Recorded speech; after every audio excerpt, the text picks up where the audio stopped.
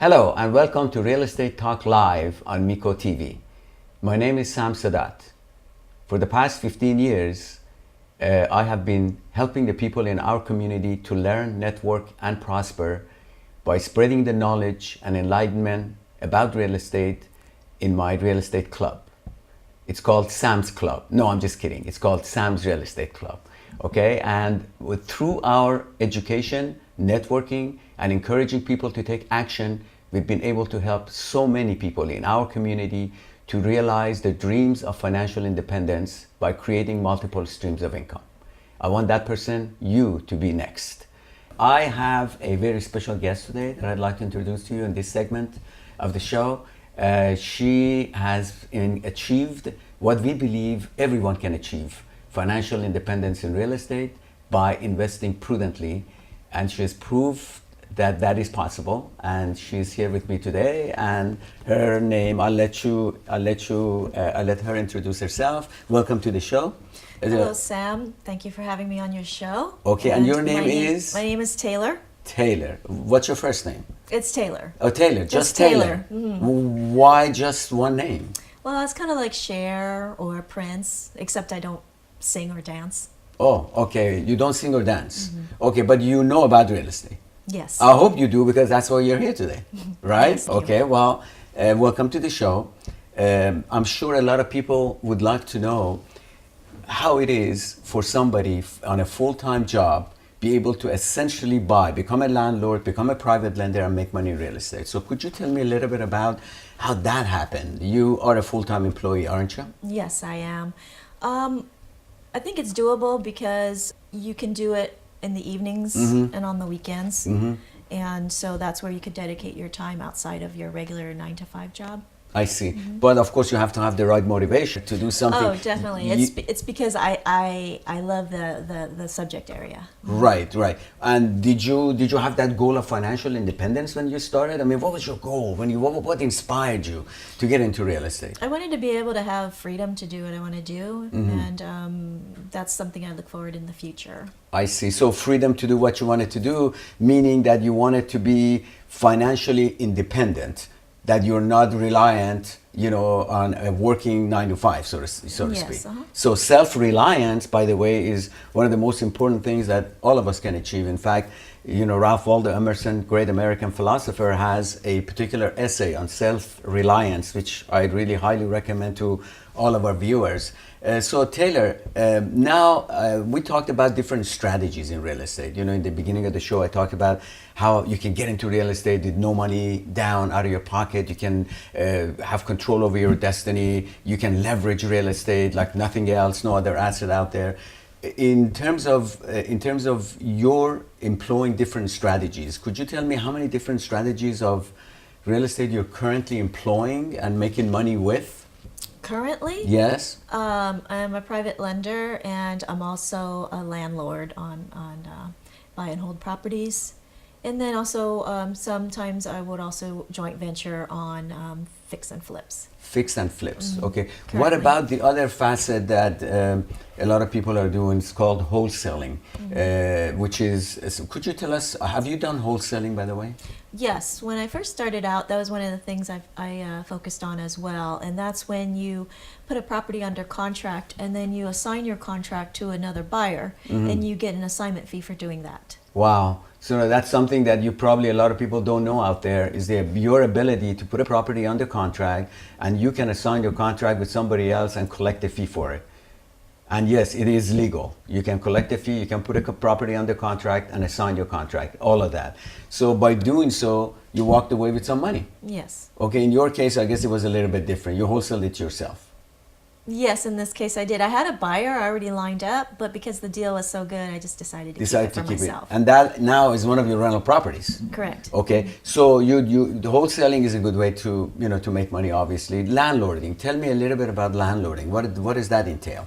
Landlording is purchasing a property that you want to hold for yourself, and then you get rental income each month. Right, and you have multiple properties right now you're collecting rent from. Yes. Okay, and that definitely has been a great stream of income for you, right? Yes. Okay, so it gives you the kind of money that you want in addition to your full-time job. Yes, and Okay. it's something you can do passively. You can do passively, and of course, in the meantime, your properties have risen in value quite a Yes, bit. definitely. Fantastic. So tell us about your private lending, strategy. What does that entail? Private lending is like you being the bank. Mm-hmm. A borrower needs to have some money to purchase property, fix it up, and then you lend them the money, then you get interest payments on your loan.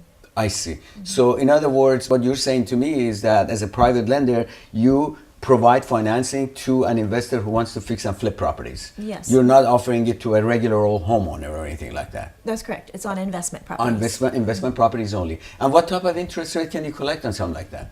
Oh, it varies between the lender, but right now I'm at 12%. At 12%. So you can actually loan your money out there, folks, and get 12% on your money by being a private lender. Yes. Okay, and what is your security in something like that? How do you know you're going to get your money back? There's a deed of trust on the property. Okay, so there is a lien that we file on the property, that you have filed on the property, which protects your interest in case, unlikely case that it might go into foreclosure. Right. And if it does go into foreclosure, what happens? Then I become the owner of the You property. become the owner of the property. So under no circumstances you're going to lose your money. That's correct. Okay, especially with our system, which is foolproof, with the title insurance coverage and all of that, you're going to be in fantastic shape. So you're essentially now making money out of your private lending. There is one stream, private lending, right? Two stream, being a landlord. Yes. And of course, number three is when you do a wholesale. And what was the other one that you're employed or have employed? You told me about some properties that you... Oh yeah, when I joint ventured with other partners on a property, we would fix it up and then resell it. Fix it up and resell it. And then of course you make profit on that one. Yes, and I'm not currently on a project, but I'm open to that idea of joint venturing with others. Okay. On future projects. On future project. Okay. So I want the folks out there get this notion that you can literally create money from the thin air. Okay. And I give you an example of it right here with Taylor. Taylor, with the private money that you're currently getting 12% interest on. By the way, folks, 12% is not per month, it's per year, okay? It's like 1% per month. 12%, which is a hell of a lot higher than obviously conventional loans at 4 and 5%. Why would somebody want to pay you 12%, instead of going to the bank and getting 4 or 5%?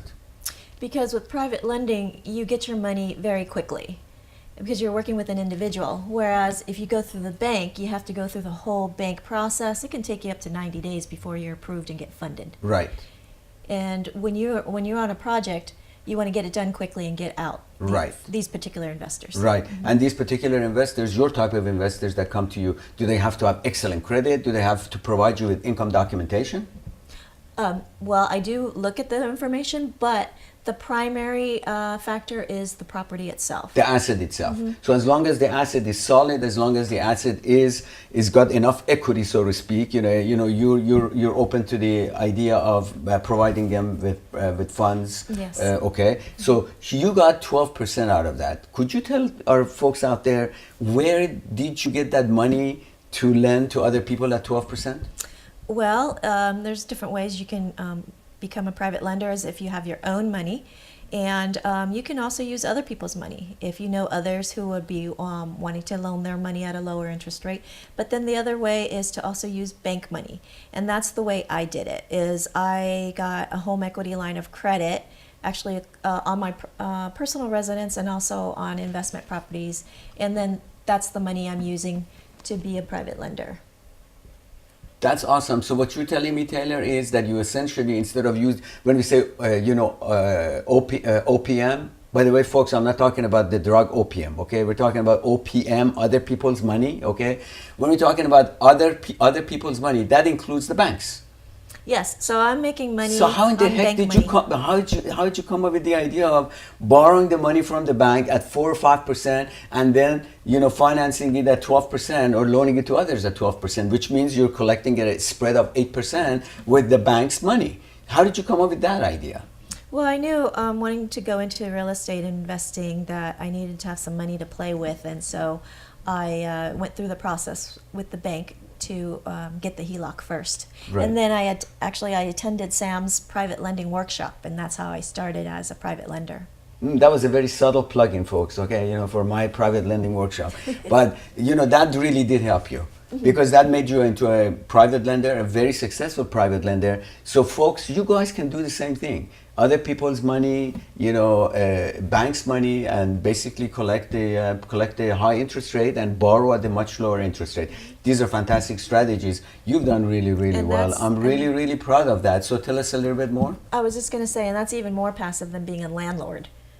Oh, I see. Yeah, once you fund it, then you're just getting your interest every month. In other words, what you're saying is being a private lender essentially is a very passive form of investment. You don't have to worry about making property taxes or worrying about anything about the property or management of it. And that's then another way you can be doing investing part-time, is because once it's in place, then you're just getting your payments. Right, getting the payments every month until it's paid. So how do you compare that in terms of labor intensiveness with being a landlord? Being a private lender versus being a landlord? Well, private lender, first you review the package of the property and all the information. You decide if you want to lend on it. You fund it, and then after that, you're just getting your payments every month. With being a landlord, it takes time at first in the purchase of the property, and then if the property does need some fix up, that will take a little time. But then after that, you're just getting your monthly rent as well. In my case, I'm using a property manager, so it's less labor intensive for me that way as well. I see. But now, with the streams of income that you have created for yourself, okay, when is your thought on basically quitting your full-time job because your passive income now will have replaced your regular salary? What is your time frame, or do you even have a time frame in mind for doing something like that? I don't really have a time frame because I like where I work, and so right now I don't have like a specific date that I plan to. But hypothetically, if you were, how much more time would you think you would have needed in order to essentially replace your salary, current salary? Which means, by the way, you're going to be you're going to be independent, financially independent, because the reality is when you replace your salary with passive income, you essentially can become financially independent. That is the definition of financial independence.